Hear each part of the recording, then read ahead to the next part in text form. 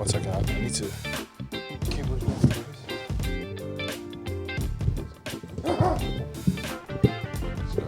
Because whenever I watch the pod and I see you hanging, I'm just like.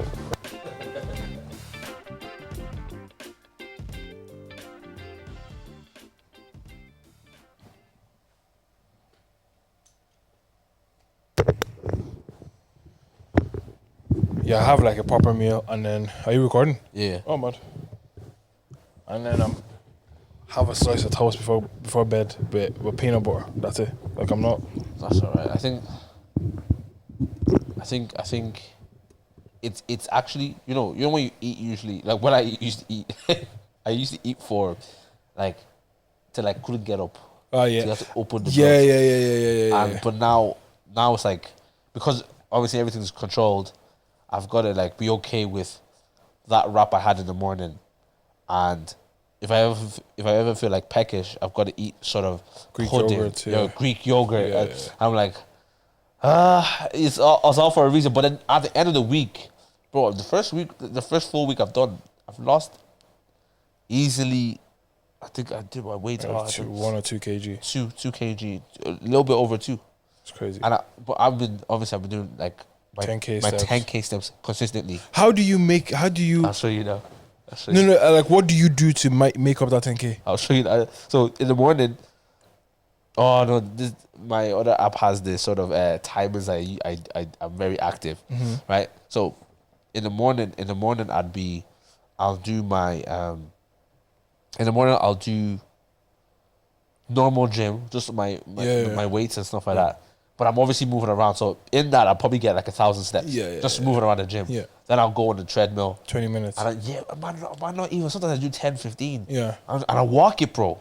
Sometimes I walk it. Sometimes I might jog it a little bit. Yeah. I make sure I run to the gym. I also make sure I run back home. Okay. I run up the stairs. And you know I live on the 4th floor.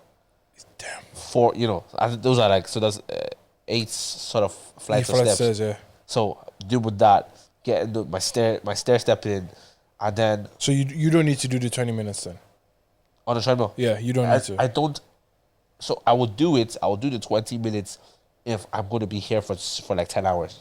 Oh, okay. If I know I'm going to be here from 12 to 10 p.m. You're not walking. That means I'm not moving. Yeah. That means I have to do everything in the morning. Yeah. So I having a good schedule, knowing about your day, makes me know what to do in the morning in the gym. So then I'll do sort of, if this is just a normal day, if I'm not sort of all the way busy here, I'll do that. Then I make sure I'm doing my movements throughout the day. No, just general and movement. I could end the day. I could finish from here at around, say 9 o'clock on 5,000 steps. That means I'm going on my hour walk. Okay. So I make sure I walk four times a week to pray. Yeah. So I'm knocking out the prayer, and I'm steps. flipping taking my steps. Yeah. So by the time I finish, I've got my 10K steps or 13K steps. Yeah.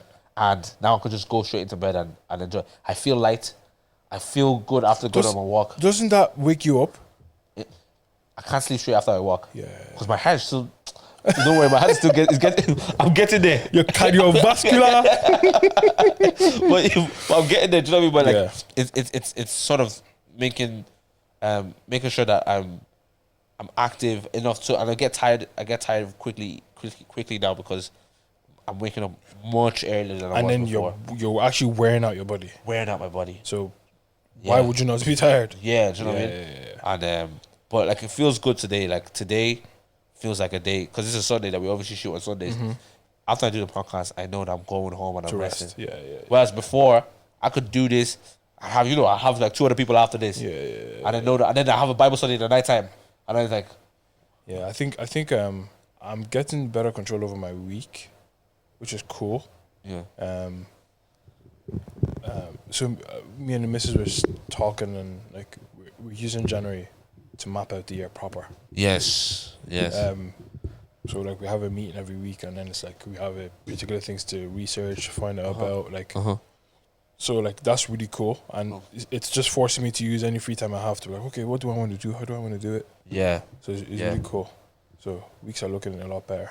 yeah, man. I think when when you do that, right? When you have a good week, Because I think I asked it last week. Do you think systems work in relationships? I think they do. Yeah, I think they do. Especially if your systems are aligned. Yeah. Do you get me? So, okay, systems work in the relationships or will work in the relationships if you come together to put those systems in together. place. Yeah, exactly. Do you get me? Yeah, you can't just have. Yeah. This is my own system. Yeah, you better let's follow it. Let's Yeah. retrofit it. It doesn't work. It doesn't work. Retro what? Retrofit. I've never heard that before. Bro, well done, bro. No, hold on. No, that's crazy. No. Retrofit. No.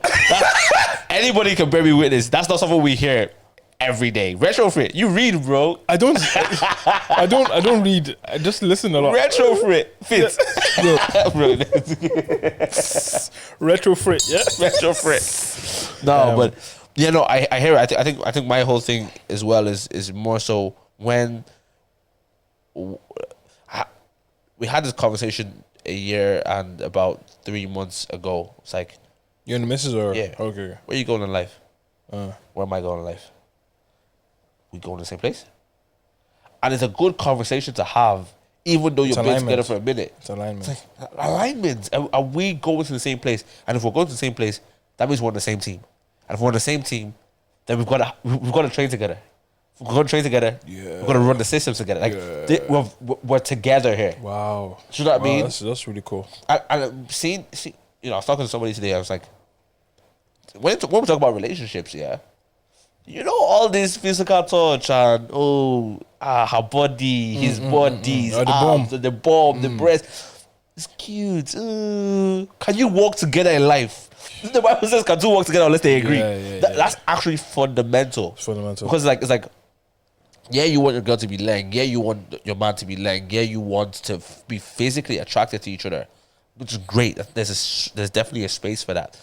But it's like, can we work through your depression together, bro? Like it's so mad that we're talking about this. Yeah. So I found this Reddit page called Dead Bedrooms. Right? What are you looking up, bro? No, I know. Like I just found it one day and I was just reading through it and it's just a bunch of miserable couples, either side, either the man or the woman, and they're just talking about like, they're coming on this Reddit page to complain and just to kind of find community in the fact that like, yeah, I've been with my wife for, I'm 45. I've been with my wife for 10 years, whatever the case is, 15 years. And we haven't had sex in 4 years. And I'm just like, you're telling us this though. Have you had a conversation? Yeah. And some people, their partners are wrongins. Yeah, True. yeah, 100, they try to have the conversation. But some people, I'm just like, you're telling everyone here, but it doesn't seem like you've tried to have a conversation. Yeah. Do you get me? I'm just like, so fundamentally, the communication between both of you is off. Like that's a fundamental issue, and then you can now start dealing with everything else. It could be a case of you both lost attraction to each other, whatever the case is. Yeah, but like fundamentally, yeah, because okay, so when it comes to like sexual attraction, right? Yeah. There's emphasis on it. Yeah, definitely there's emphasis. Overemphasis on it. Yeah, there's overemphasis. You know. I think as much as sexual attraction is important, and sexual sort of compatibility is, I think this is a very important. No, compatibility is crazy. Yeah, 100%. Because this one was saying literally like, my husband doesn't want to have sex with me and he's happy, and he's coming. He goes, my husband just came up to me yesterday and goes like, our relationship is amazing. We're in a great space. And she's just like, I just want you to knock me. And he's just like, but he's just like, I'm happy, I'm great. It's crazy, and dog. For me, reading those things, just open a door of problems I didn't even know existed. Yeah. Do you get me? Because not that like, I guess I've always understood or known about sexual compatibility and all that. But like, one person's happy and they're not knocking. Yeah. This other person's just like, what's going on? Just knock me. Yeah. Please. Yeah. I don't even care what style now. Just go for it. Please. And I'm like, that's a wild problem to have to sort through. And so for us, it's sort of unfathomable. We're not thinking like that's something that could happen. But it's like, I'm sure for them, they didn't think that was or maybe on her side. No, on both. Because at the beginning, we were going out like rabbits. Rabbits, right? And it's sort of that thing of like, okay, I said this to one of my friends that are female. I said, yo, I goes, if majority of his expression of love to you is physical, you're gonna have problems in the future. Why do you say that? I said, well, he hasn't learned how to build intimacy with you without sex. Yeah. So what about when you're pregnant? What about when you have moments where you're not able to satisfy sort of the sexual needs of the relationship in that sort of way? And what's he going to do? What happens to intimacy then? What happens to intimacy? Have you had chats? Obviously, we talk about it all the time. We've had chats with our girls where it's like, it's not about sex. It's not about any. We're talking here. I'm getting to know you. You're getting to know me, and there's an intimacy building based on of a conversation that is not in any way sexual. And that's something that can always happen. Yeah, Do you get me? It's like a what's it called? Like an endless well type of thing. exactly. Like whatever age, because we like to think, we'll be going at it when we're like 17. Like You probably won't. you probably won't, right? Actually, there's this. Did you see that couple? No. Oh yes, yeah. I liked it. I loved seeing that, genuinely. She just goes, I don't know if I'm gonna wear this for my man or this for my. And I was just watching. I was just like, I'm so happy for you guys. It looked lovely, and I was looking at it. I was like, do you know what? That's amazing. That's amazing. I want to see that. I want to have that. Now in 10 years, they look very good, but in 10 years, who knows if they could still be madly. Do you know what my thing from that video was? They're madly in love. Yeah. What we saw was a sort of an expression of it in sort of maybe a sexual manner, like affection, which is lovely, and that's a great thing that they still have it at that time. But fundamentally, they're just madly in love. I think they're madly in love, and without that, it almost seems not almost. It seems like they just met each other like a year ago. It's like it's still the honeymoon phase is still active. Tamala Man, her husband, I think it's David. I think that's the name. And they've been married about 30 years. Yeah. And he goes, till this day, you would have seen the clip, most likely, but he said if he walks past her, he doesn't tap her on the bum, she's like, what's going on? 30 years in. It's like they have built something over the years. That's only gotten stronger. And like, that's actually... Do you know what? Sorry to cut you off. The whole point of that was he's still flirting with her. At 30 years later. 30 years later. That's the thing I was going to say, like, you could actually create, going back to the conversation about systems, you could create systems of flirting. Yeah. Do you know what I mean? Consistently. Yeah. Those little things where, now this type of intimacy is automatic. Yeah. I'm not thinking about it. It's just it's who I am with you, or it's who I am within the confines of this relationship. Do you get me? Yeah. Sick. No. That's like, seeing that whole thing makes me sort of one, it makes me happy, but two, it's like I really want to be that person. Yeah. I don't want to do those things. I want to be that person. Do you know what I mean? Because, for example, you know, when you give your girl a gift, or when you do something lovely for her, something romantic for her, the reaction she gives you is satisfying. It's good. Unless she's like, thanks, babe. Box your head in you, dope. No, but when you do something like that for her, and she sort of expresses her gratitude towards what you've done for her, I've never ever felt bad about it. Like, no matter how much money you've spent, you have not felt bad about doing something nice for your girl. Yeah, 100%. I don't want to just be the person who does things that are nice. I want to be nice. And I'm not saying that you're not. Yeah. Or whatever I hear what you're saying. But I'm saying I want that sort of to be, it's not when I see a video of a couple who have sustained their marriage for 30 years and they're still madly in love that I want to like try and show love. I want to be that person. Yeah, consistently. I think, it's just, I think the first thing about that is self-awareness. Once you're aware and then you take the active steps, Dennis. Yeah, 100. I wanted to talk about something, I was thinking about this week. I was on Twitter. Yeah. Hold on, let me see if I can find the tweet quickly. It's completely off topic. Go ahead. And this girl tweeted, she goes, deep down inside, I know the black community can't be saved, but it hurts my feelings to accept it. Can't be saved. Yeah, so that was in terms of.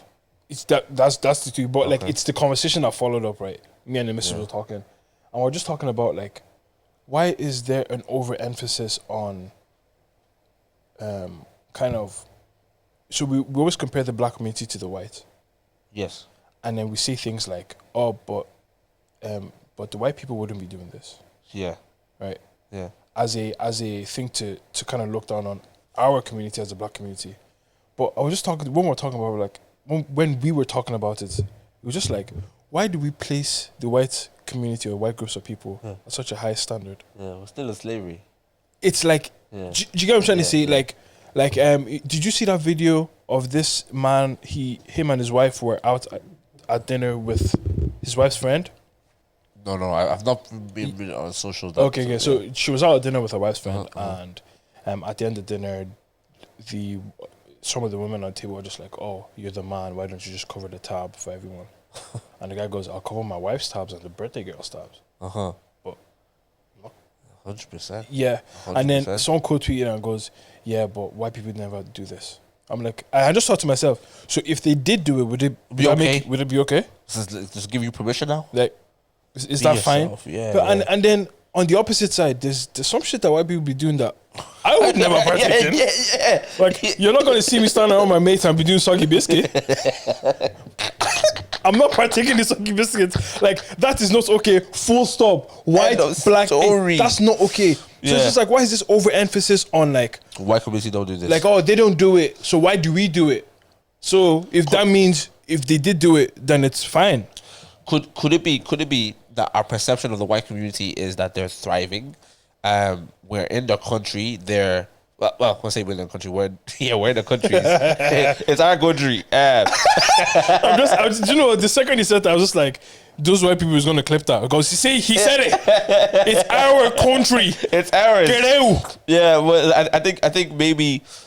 You know, for example, you grew up in school. You grew up as an immigrant child in this country. Your parents told you how to behave to the white man.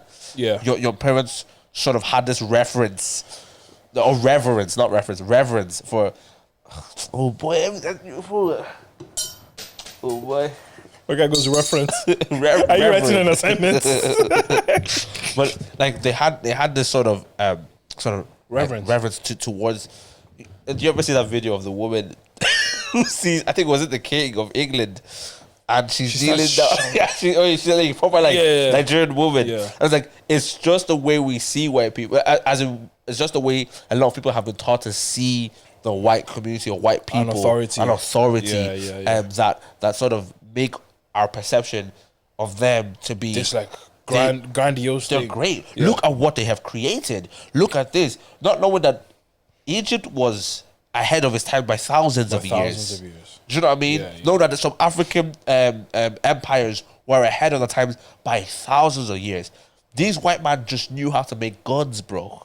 I knew how to buy slaves and manipulate. Yes, do you know what I mean? Like they had shiny things and they exchange shiny things for people. Because what's the best thing that grows in Europe is potatoes, mate. No, and I'm not saying Europe is. I mean Europe. I love Europe. What's the best thing that grows out there? Yeah. We have the potatoes. Potatoes. The whole country of Ireland went into famine because there was no potatoes. Like, I don't want to diminish or trivialize the famine. Yeah. But in Africa, there's gold. What do they have in Congo? Is it it starts with C. Cobalt. Cobalt. Yeah. That's in Congo. And Congo's like diamonds. There's oil. The oil. One of the Africa is the richest continent on Earth. In terms of natural material resources. Yeah. But the white man is a smart man. Very smart man. Do you know what I mean? Manipulative man. And what we have learned to do is think that he's better than us and his society, the way his way of things is better than us. Bro, that mental conditioning is what has really put us in bondage. Yeah. And that I think that segregation of so I believe that there's only one race, which is human, and then everything else is ethnicities. Can I, okay. Right? Yes. So I want you to finish that thought. There's one race and the rest is Ethnicities. ethnicity. So, because I went on the spiel there.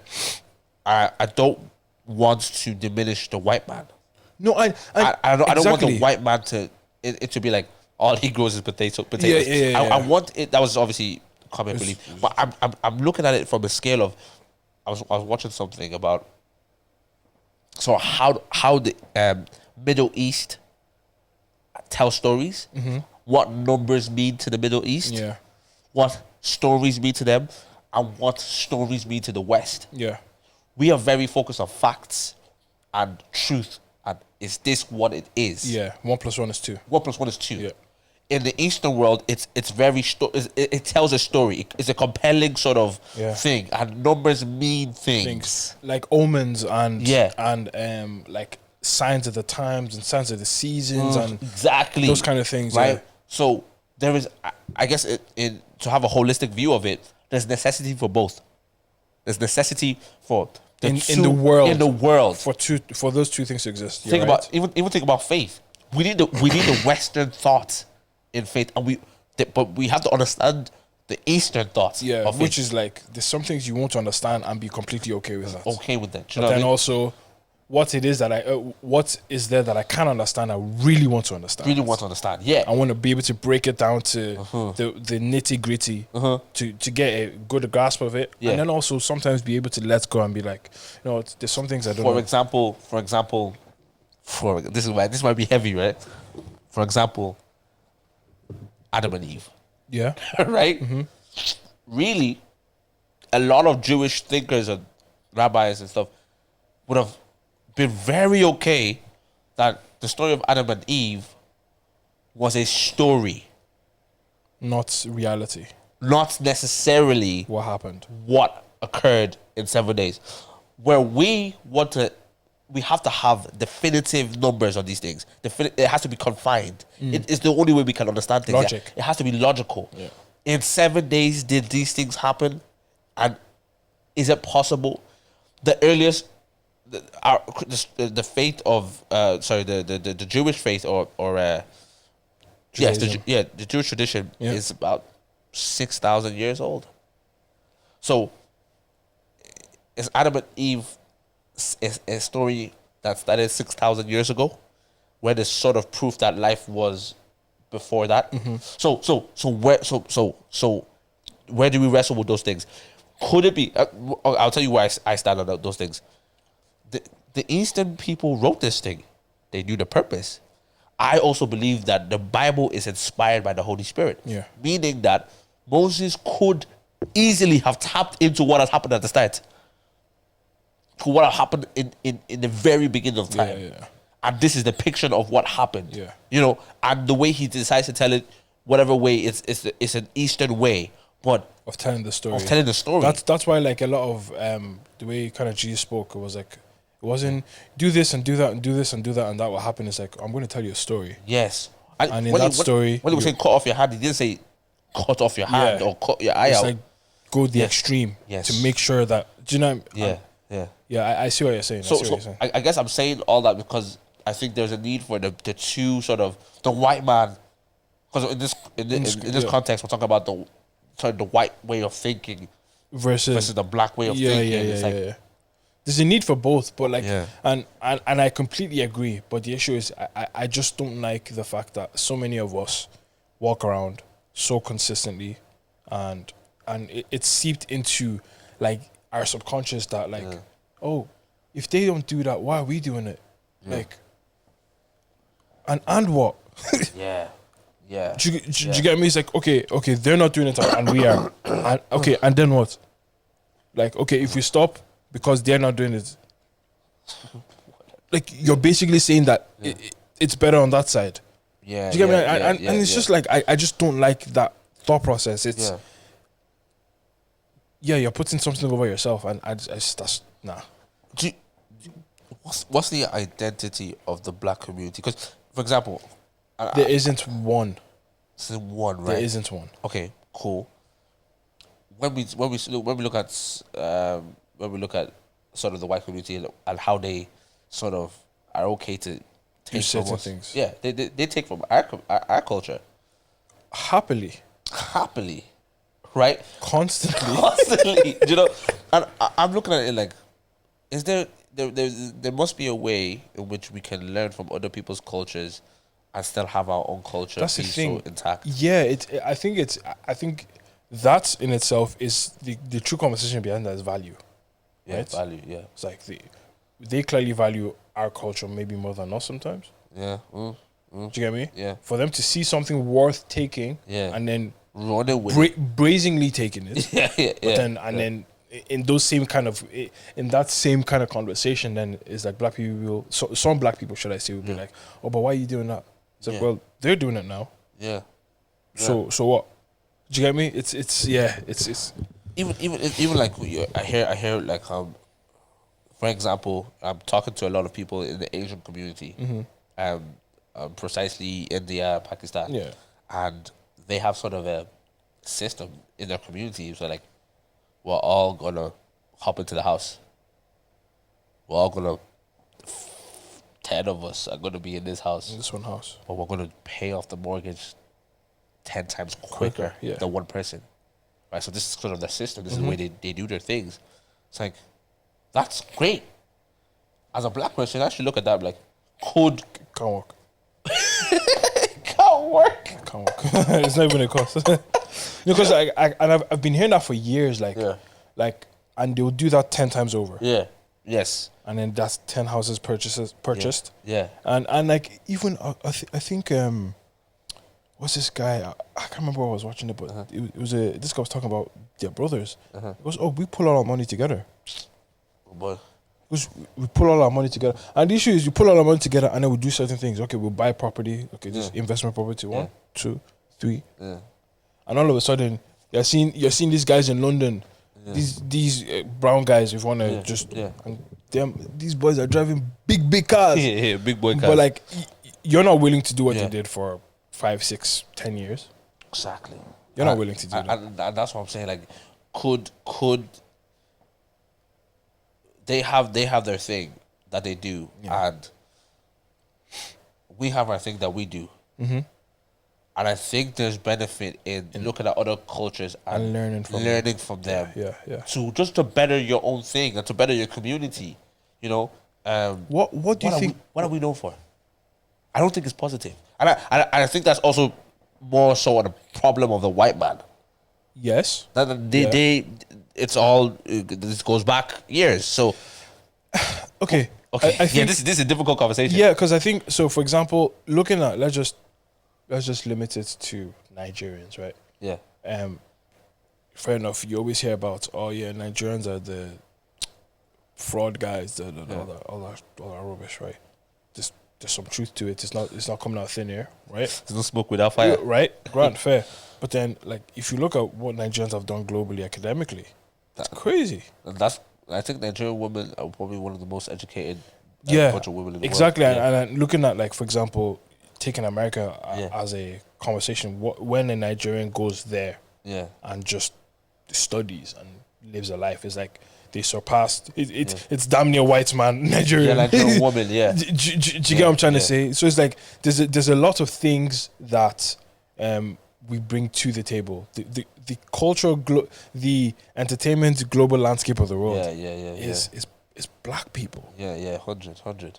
Do you get what I'm trying to say? Yeah. Like sports, entertainment. It's black people. Yeah, like, fair enough. Or, okay, maybe we're not at the forefront of maybe some technological advances and Yeah. but like we're at the forefront of a lot of things.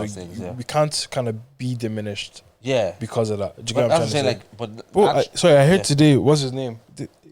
3 airports in UK are owned by a Nigerian man. What, bro? 3 airports in the UK are owned by a Nigerian man. Yes. Yeah, big ups, man. That's big. That's big. If that's big. What? I'll find the name so you know. Today, liquor. What? Adebayo Ogunlese owns. So he owns Gatwick. No, he doesn't, mate. Yeah, he owns London City Airport, and then he owns another one that's out of London. No, he doesn't, Yeah, mate. yeah. Nah. It was name Shegu. Shegu. It's not Shego. What What is is it? it? Today. What is Liquor. his name? What? What? Adebayo. Adebayo. Adebayo. No. Crazy, bro. Crazy. That's so big, man. But like, they won't talk about that one. That's not. They're not gonna allow it. They're not gonna allow it, bro. They're not gonna allow I that think- one. I They will think- say, "Oh, yeah, who should pay at the dinner table?" Get I do you know what my problem with I think our culture is sort of it is fun. It is, easy going. It is like there is a beauty to sort of how we are as black people. yeah. And I think let's not look at white people for the reference of how we should be. That's like, just accept the beauty Yeah, of our yeah. thing for what it is. For what it is, yeah. Do you get what I'm trying to say? Like, Yeah. fair enough. Some of the things that are outlined are maybe not beautiful. Yeah, but again, it's like the white community are not going to be like, I'm out of the loop, but I don't even know if the white people talk to themselves about the community. Probably don't. No. They don't have to. Yeah, I don't think they have to. Yeah, we're always talking about Do you get it. me? Yeah, Because yeah. just as I don't think if we were like just take all of this and our life and put us in Nigeria, I don't think we'd be speaking about community. yeah. Like your whole existence is just This is black people, yeah. that's just Yeah. what it is. So Yeah, I don't have to have a conversation about our community. Yeah, Do you yeah, get me? yeah. But like even in that, there's other intersectionalities because then there'll those- be those like things, yeah. the Nigerians and then the Igbos and then Yeah, the Do you Yorubas, get me? yeah. There's I said the Nigerians. Yeah, throw that in, bro. Throw that in. But like there will always be intersectionalities in terms of like the tribes. Yeah, So like yeah. people will always find a way to divide themselves.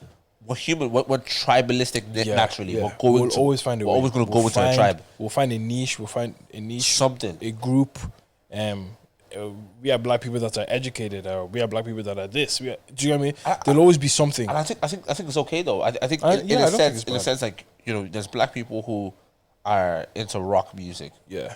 Fair enough. But like That's okay. Yeah, and do you know what it is? I think having intersections is cool, Yeah, right? Because like the issue is no it makes two, you more diverse as a yeah, community. exactly. Yeah. No two people are the same. Yeah. But I think what we have is intersection, which is cool. But we also have diversity, Yeah. which is like almost like all these two groups of black people can't come together. It's just like, Yeah, and that's but like sorry, Yeah. but to the white man, yeah. they're all the same. all this, these are all niggas. Do you know what I mean? With the ER. With the hard ER. Niggers. Nigger. It's like my ancestor used to buy you. you know what's mad? Yeah? You see, someone said this to me a couple years ago. It's like, Black Lives Matter. And she said, which black lives? And I was like, oh, what you mean, the black? She goes, yeah. Have you thought of, when you thought about black lives, you thought about a specific type of people. And she was obviously sort of assuming that's how I thought. Yeah. Which she was correct in, but she was. Which type of black lives are you thinking about? When I think about black people, I think about the black people I know. Oh, okay. I think about black people I've seen. Yeah. And so I'm not as intertwined or, sort of, I'm not in much proximity to the sort of the black person. Yo, what's happening, family? It's your boy KD, and Where's Your Head At have just partnered up with Yams Fitness. So everybody's trying to look fit, everyone's trying to be fit, everyone's trying to get into the fitness, everyone's trying to, be fit again. Yams Fitness is an online health and fitness coach who has been transforming lives for so long. If you're just looking to lose body fat, gain muscle, or just improving your overall fitness and health, Yams Fitness is the perfect person for you, and all you got to do is sign up. What he offers is full training, nutritional support, accountability, frequent check-ins, and access to the Yams Fitness community. All you guys have to do is use Where's Your Head At promo code WYHA10, and you get 10% off of all the one-on-one coaching packages, and you will thank us for it. Trust me, you will thank us for it. Don't miss out on this. The offer does end by the 31st of January, so hurry up, right? Love you guys. That loves rock music and hangs out in Darky with Jerome, and they do law together. Yeah. I don't necessarily know that guy. Yeah. Right? So I'm not thinking of him. But in essence, all of us matter. Black, the whole black sort of thing. But, and then she said, okay, have you thought about the disabled black person? And then I kind of, how do I direct this? Because there was one part of me that said, true. And the other part of me said, maybe projected. Maybe projected, maybe. Well, I guess she may want eyes on an intersection of people that don't get eyes on. Which is the part of like, you're right. You should sort of think broader. You should think brother, my brother, my sister. Well, yeah, you should think broader in terms of like sort of when we talk about black people, but it's like at the same time I was kind of like, I'm not gonna say black people, the black gay community, the black disabled community. Yeah, you just say black people. The black people, you know what I mean? But she's right in the sort of the thought of like, it's only people that you're familiar with. Yeah, and what people you're not familiar with. And like sometimes, like this is probably a bit mad, but like sometimes don't you feel like I have to think of everyone? I'm not Jesus. I'm not Jesus to think about everyone. All I can think is the one people I know. I'm praying for you guys though. Let me let you guys know something. You know, I pray. I'm a man of prayer, and I'm praying for you. That's all I can do. There's people that think that I should come. You know, someone. Oh boy, someone. Oh, let me not give someone's story like this. But people think I'm supposed to be God or something, and they literally think I'm supposed to be in more than one place at one time. That's wild. You're crazy. Omnipresent. Omnipresent, cool. Do you know what I mean? But I'm praying for you. My prayers can go far. But honestly, my prayers can go where I can't. I can't. You know what I mean? It's just one of those things. But yeah, I think people's, you know, I want to talk about people's expectations as well, actually. Because last 2 weeks ago, I was speaking to somebody, and they were like, I assumed this, I thought this, I expected this. Yeah. Right? And my first question to them was, did you communicate it? No. And I'm thinking, like, I think that's the biggest problem. I'm not disregarding the fact that this person probably did something or did neglect in a certain way, but you did not communicate it. And so you can't put me in prison if you haven't told me the law. Yeah. Do you know what I mean? I didn't know I was supposed to follow that rule. You know I was supposed to follow that rule, right? And I'm going to talk about some things that are very extreme. We'll talk about some things that are quite trivial. Yeah. Someone even said to me yesterday, she said, I won't go say her name, but she said this story to me yesterday. She was in the airport. She just came back from a different country. She's talking to a guy, and she just got frustrated when she came back to Dublin, and the guy didn't pick her up. I said to her, I goes, wait. He goes, before I get pissed off at you, did you tell him? She goes, no, but why didn't he think? So wait, hold on. Start again. You knew your flight. You knew when you were landing. You just say, are you busy? Yeah. What are you doing? No, talk less of even. Oh, do you mind picking me up? Or are you gonna pick me up? Or even flirtatiously say, oh, I can't wait to see you when I land. Hey. And the guy will say, well, okay, what time do you land, babe? Oh boy. You didn't even give that. Oh boy. You didn't even give that. Oh boy. You're being silly. And what did you say to her? No, I said to her, because we have that sort of relationship where I could like laugh at her. I could say, you're silly. You're a master. That was silly from you. And she was like, and she literally was like in Dublin, frustrated, angry about it. I was like, yo, sister, man, like how even at this stage, if my girl who is coming back today, you just realized. I just realized. What time is the flight? What time is she landing? Could tell you. But that's the thing, right? When there's not been a communication of what time are you coming today, when are you coming, would you need sort of whatever, that sort of thing is. I'm very much of the assumption she got there herself. she can get back herself. That's the assumption I'm making now. Okay, I'm really. That's really interesting because I tend to ask. No, that's what I'm saying. Yeah, because I haven't had that conversation. Oh, okay. I haven't. That hasn't come up to say when are you coming, what time are you coming, right? Now, if I call her now, find out she's coming in 2 hours, I can see what the story is, right? You've already said that today's a rest day, so I'm sleeping. I'm with it. But I'm just saying, if that was a conversation, I most likely would ask, "What's your plan?" But say, for example, there's no. Do you offer help in that kind of situation? If she goes, "I'm going to get the taxi home," would you be like, "Nah, let's come, I'll pick you up"? Depends on what you're doing. I'm such a realist, bro. It depends on what I'm doing. Like, I know sometimes.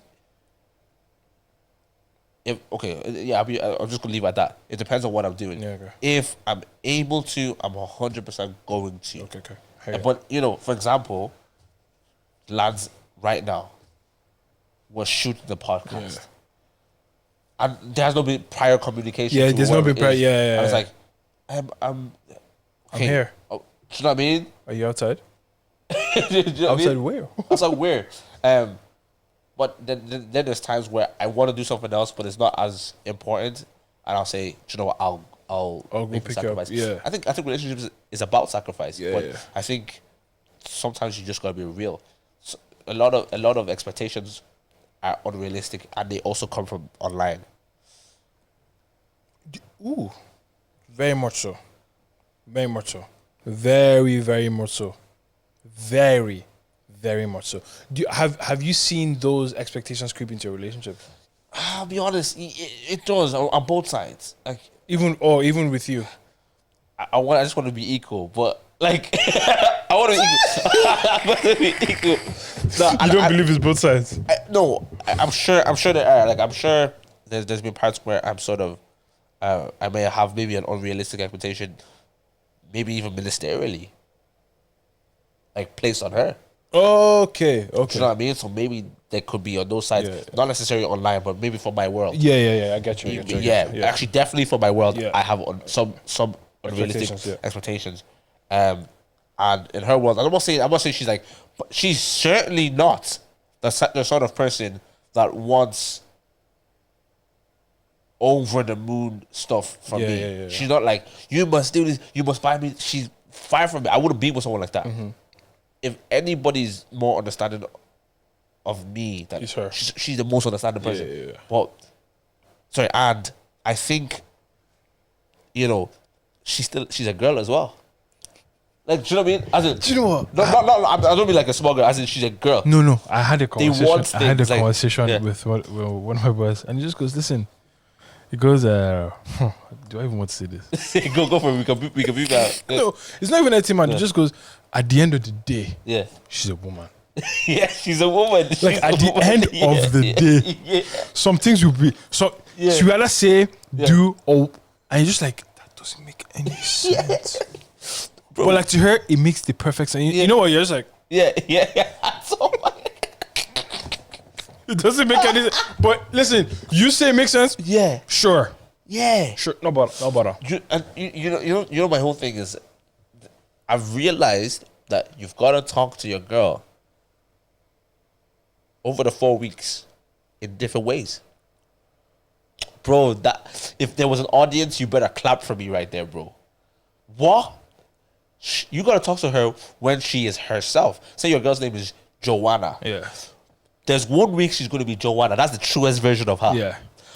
When she's PMSing, you got to talk to her as PMS Joanna. When she's on a period, you got to talk to her as period Joanna. And when she's ovulating, you got to talk to her as ovulation. You got There's four people.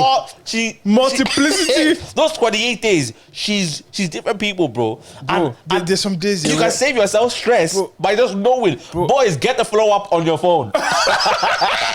me and the missus were talking the other day. Yeah, I finished work on Friday and I wasn't in a great mood. Yeah. And I called her and I don't know about you, but because I listen. Yeah. I hear it in her voice immediately. I said she's not in a great mood. I could hear it. And then, so like we went to her brother's birthday. So when we go back to hers, we're not talking about it. Yeah. She goes, I was in a great mood. Yeah. And I was like, yeah, I know. Yeah. And I was like, I was very irritable, but I was trying to not make it show. So she was just telling me, we had a plan, and she just, like, she changed it for like, she had to change. She just goes, don't bother coming to get me anymore. Just go, and I'll meet you there. And I was like, okay, sure, no problem. Because everything was like, why? Like, can you explain? Yeah. But her tone already told me, Yeah. just follow the plan. Just I was follow like- the plan. I was like, yeah, no problem. Yeah, I'll meet you over there. You just have to. But I was making sure that like the irritation didn't show in my voice. So I took a second because I was already irritable. Yeah. So I took a second. I was like, yeah, no problem. I'll see you. I'll meet you over there. And then we were talking about, because I'm like, I was so irritated when you said that. Yeah. When she was like, yeah, me too. I was going through it. I was like, oh, okay, cool. And you know, one thing you realize is when you're, see, when I'm sort of frustrated, I'm quiet first. So you said something, I take a sec. Okay. And I become curious. My pause allows me to be curious. Yeah. It allows me to be curious. And I'm like, either it's something to do with her mood, something to do with what I've said, it's something to do with, something that's out of context. Yeah. Why? Wow, And I'm not attacking her. I'm attacking sort of the idea, is there the something? thoughts, Yeah. And it's like when I tell people I don't argue with my girl, they're like, "What you mean? I don't argue. We're just curious. We exchange ideas." And it's like, "Oh, do you guys sit there with a cup of tea and man intellectual?" No. Yes. Yes. If that satisfies, adults. How about that? We're bro, adults. if that satisfies that part of your mind, that's what we do. That's what we Do you want to buy me tea? Buy me some tea, I love nigga. lions. Do you know what I mean? I'm just like, bro, I'm just able to pause and be like, check myself. Yeah. I'm angry at something else. Yeah, yeah. I'm not angry at you. Yeah, yeah. Remember, we're on the same team. We work on the same system. We have to learn how to navigate through difficult things together, regardless of sort of what you're feeling, I'm feeling. Like, let's be able to do these things. So, meet me here. Take a second. I didn't ask questions. Ask questions. Yeah. Just to find out. If you Because don't- the assumption you might have made could be completely wrong. yeah. Could be completely wrong. And you need to be okay with that. I definitely talked about this 2 weeks ago or last week about like the second rule of 4 agreements or second or third rule is like don't take it personal. Yeah. And I was like that thing It's freedom. It's freedom, bro. Because you're not saying you're my friend, bro.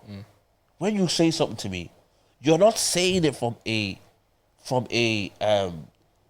I want to hurt David. I think rarely friends do things intentionally to hurt the other.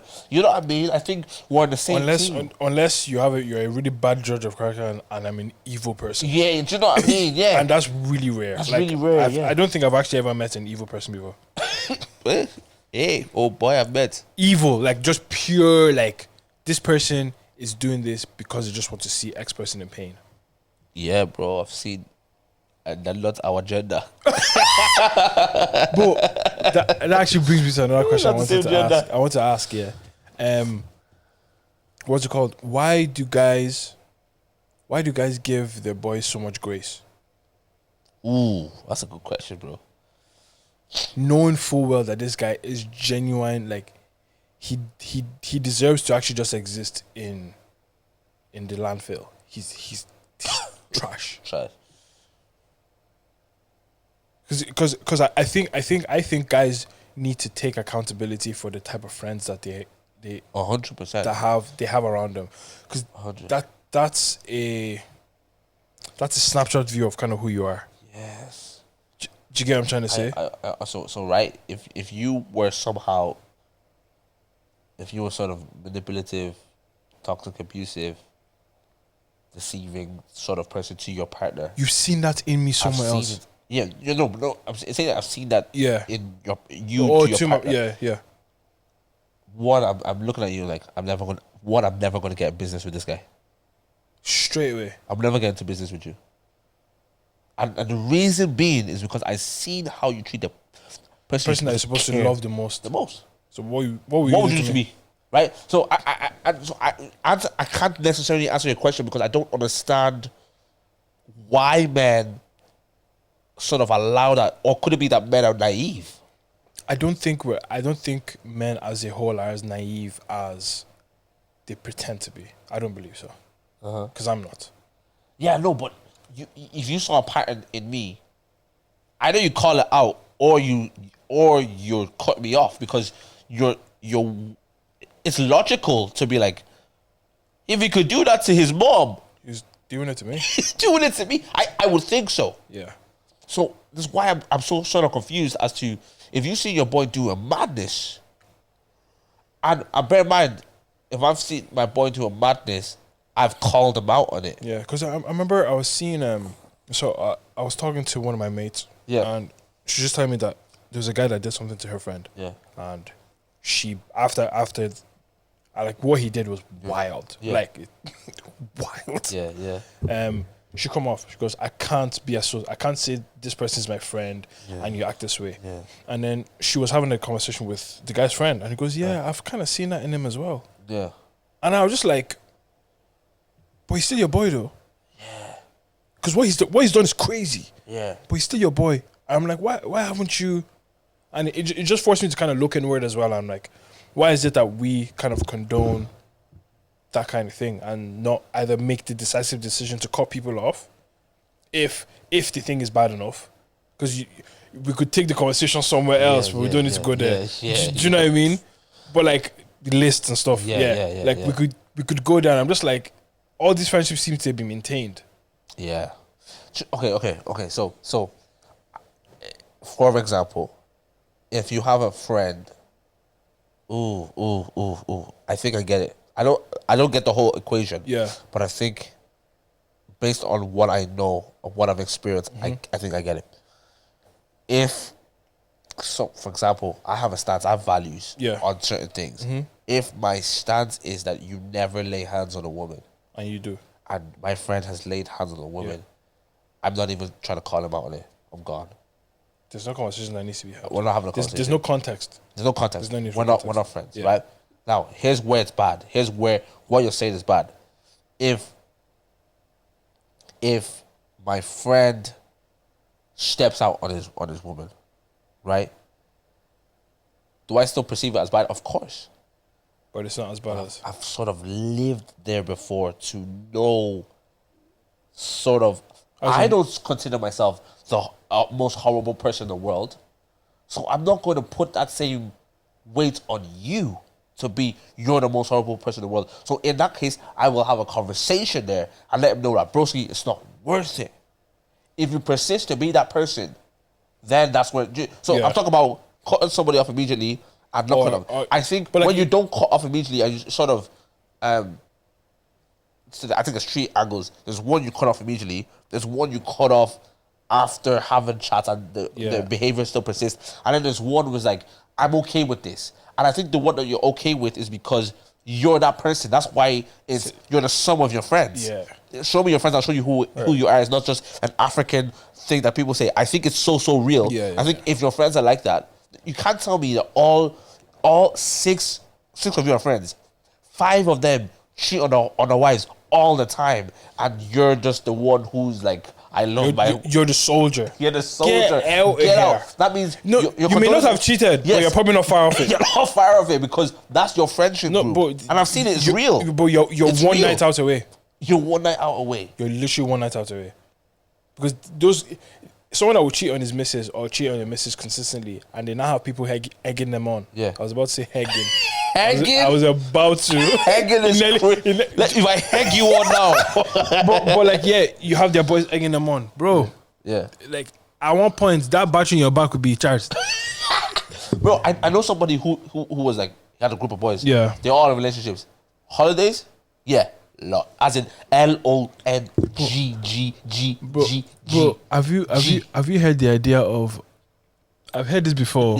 Someone said it. They said that, like, yeah, I'm in a relationship in Ireland. Flip sake. Once I've left the borders of the country, I'm a single man, and I'm just... Bro, man and I'm just like, I'm really happy we're not friends, because that's wild. But like, so you hear that, right? You hear that? Yeah. My guy said to me, like, yeah, all these boys are in relationships, But it's like, once we're in Spain, once we're in Germany, Long.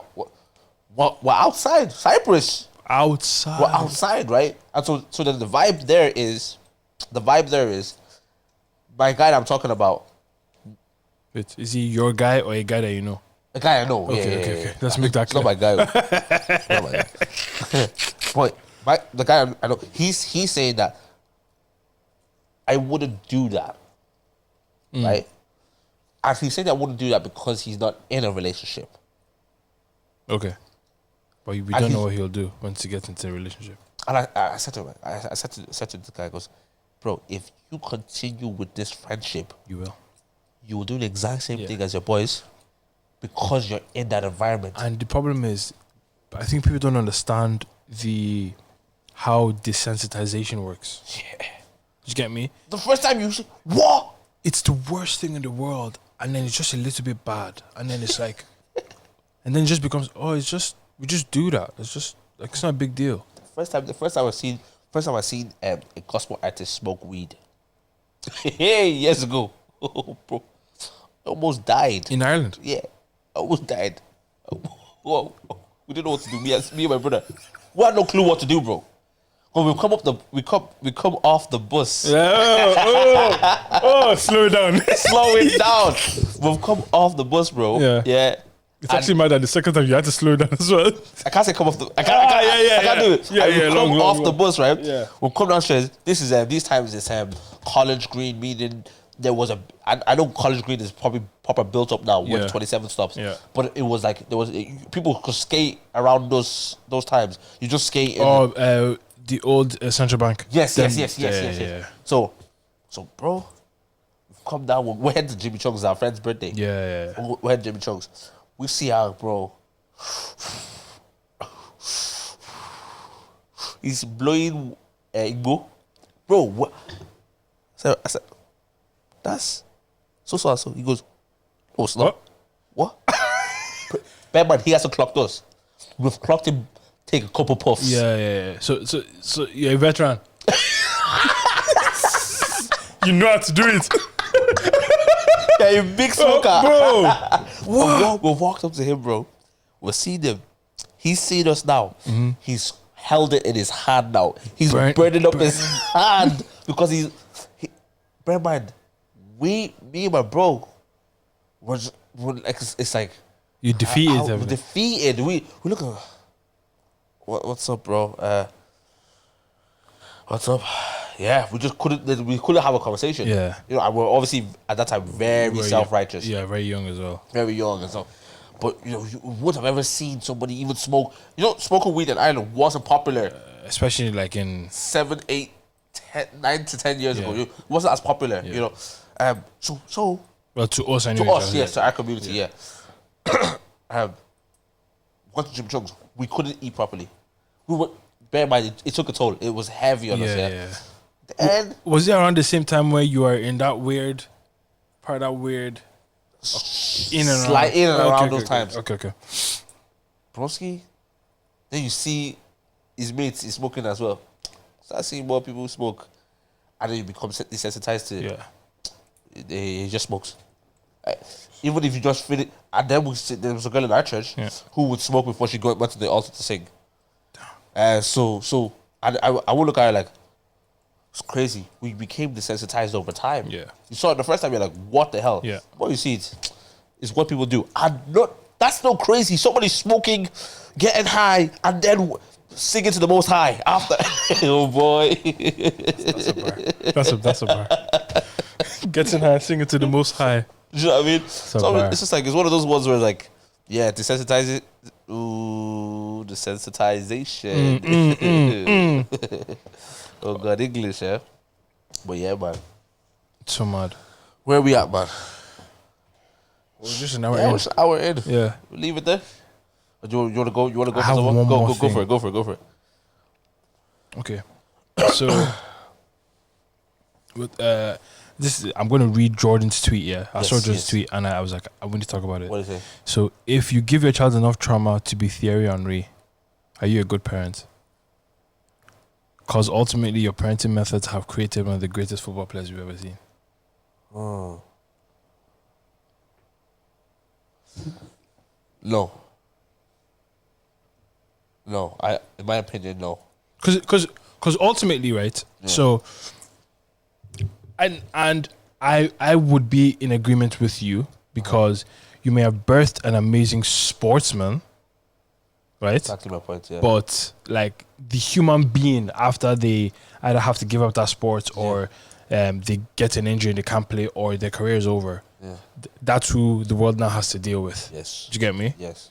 But like it's mad how like so many sports people have stories like that. Yeah. Yeah. As their fuel that pushes them to that level of greatness. It's such a it's like we're so used to hearing stories of extreme hardship or extreme sort of extremity. I don't know if that's a word, but whatever, something extremeness, whatever. Extremeness. Like Michael Jackson, he didn't have a normal childhood. Yeah. That was sort of extreme. Yeah. But it made Michael Jackson, right? He gave us, he gave us albums. He's the greatest artist of all time. Yeah. Joe was responsible in part. You know, Joe Jackson. Yeah, is that? But, I took a second. You took a second, yeah. I was wondering, I was like, you didn't catch it?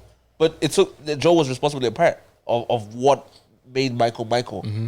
Then also he was responsible in part for what made Michael. Like who Michael was. Yeah. And obviously we don't know everything about Michael, but like who he became was. I think that's the most important thing. Could you have become the biggest star in the world without trauma? Being that without that trauma? I don't know. And do you know what? I was having a conversation with the missus about this yesterday, and I was like, I almost feel like maybe not because of what like I've seen throughout the years. Do you get me? Some of the greatest sportsmen that we've seen. What's it called? Golfer Tiger Woods. That was a POS, right? Was it the boxer Mike Tyson? Yes, yeah. Crazy upbringing. Yes. Birthed one of the greatest boxers in the world. Even Floyd. Yeah. Great, one of the great, crazy upbringing, one of the greatest sportsmen in the world. Yeah. He's just like, why is it that like that is a few? Like, why is it that there are more people like that as opposed to like the David Beckhams? Yeah.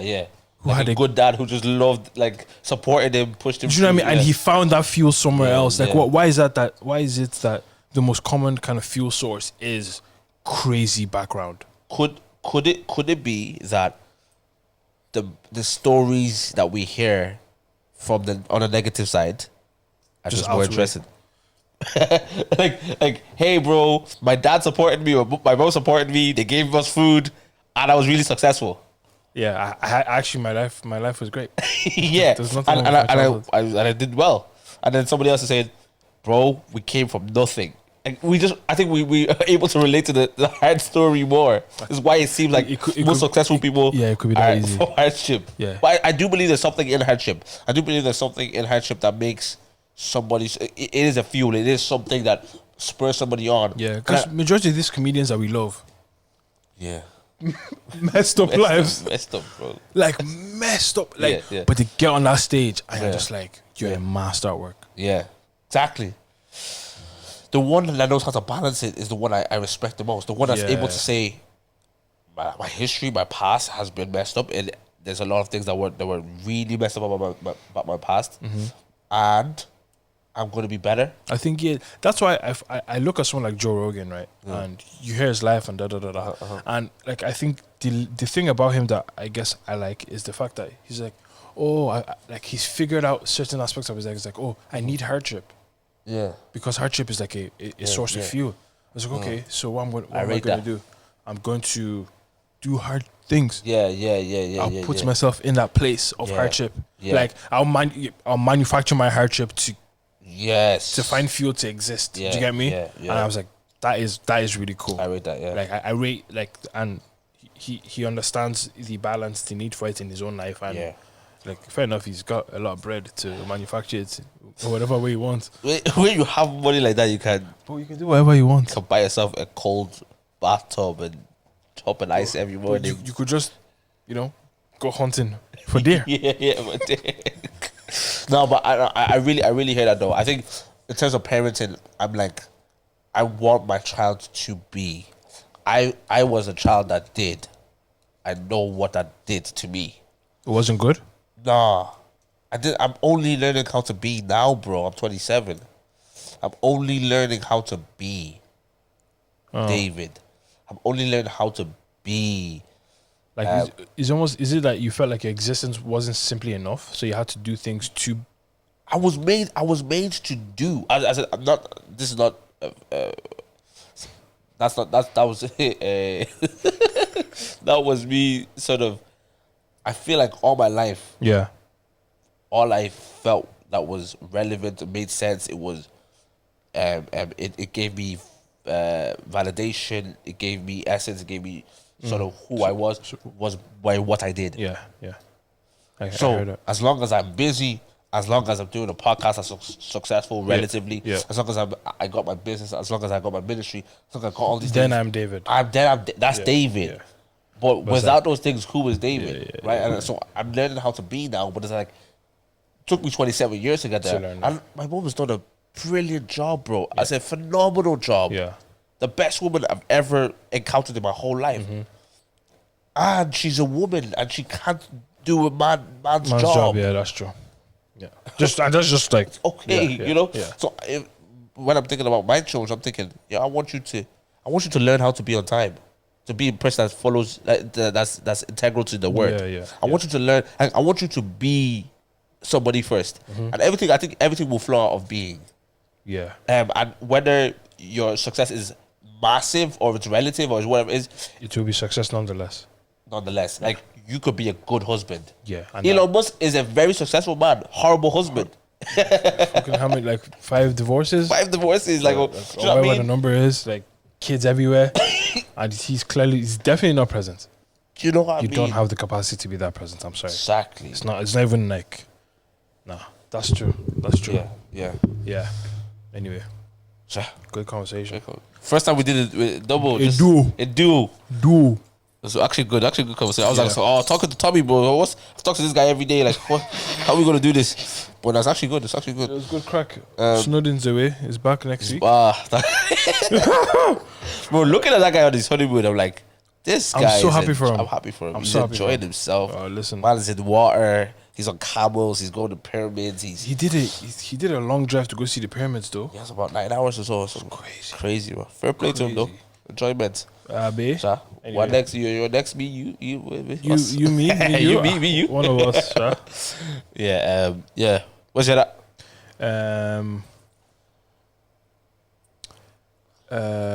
Growth. Just want to grow.